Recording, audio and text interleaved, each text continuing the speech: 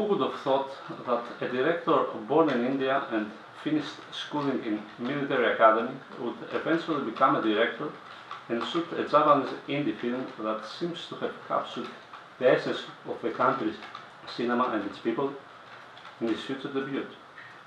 Unlikely as it may seem so, Anshul Chauhan seems to have accomplished just that with Bad Poetry Tokyo. The film starts with a rather intense intro before it calms down and introduces us to Jun Fujita,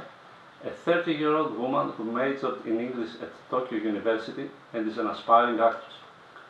This, however, is just the tip of her life's iceberg, since she actually works as a hostess in a shady club, a line of work that has her having sex with a number of clients.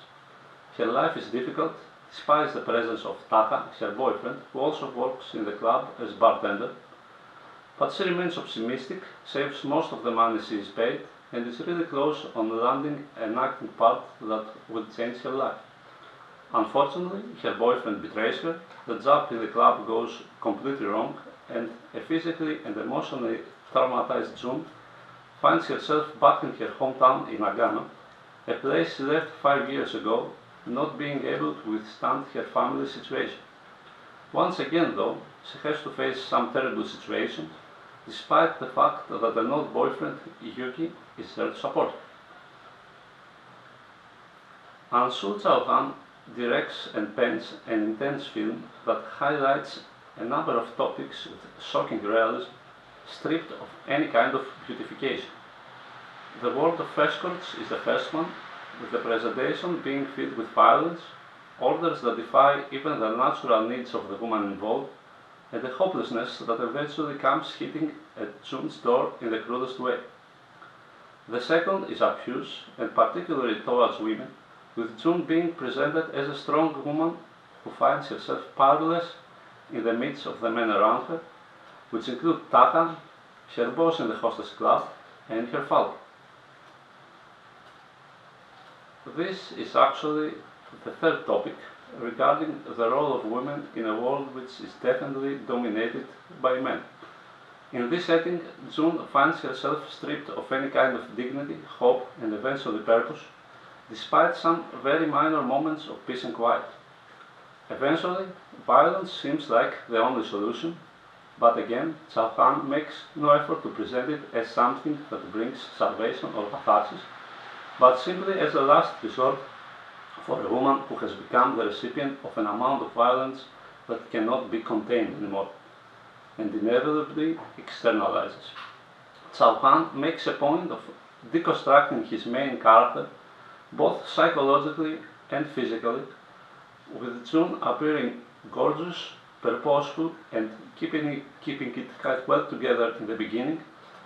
only to have all the aforementioned aspects completely demolished as the story progresses. This concept is probably the most impressive in the film, with Shuna Iijima, an actress trained in London in various genres of theatre acting and performances,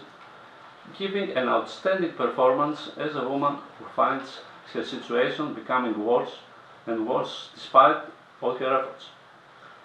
This deconstruction benefits the more by her acting, with her anchoring the film in the most impressive way, in a rather dramatic fashion,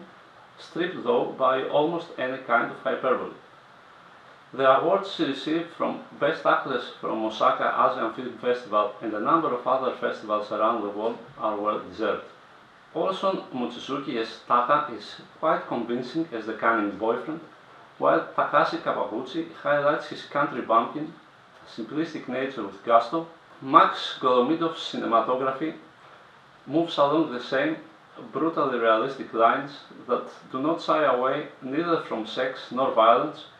with his work highlighting the story as much as the differences between the urban and the rural environment in the best way. Anshul Chauhan's own editing allows the story to progress in a nice pace through a combination of art house and indie aesthetics that allows the audience not to realize at all, apart maybe from the ending, the fact that the film stretches for almost 2 hours.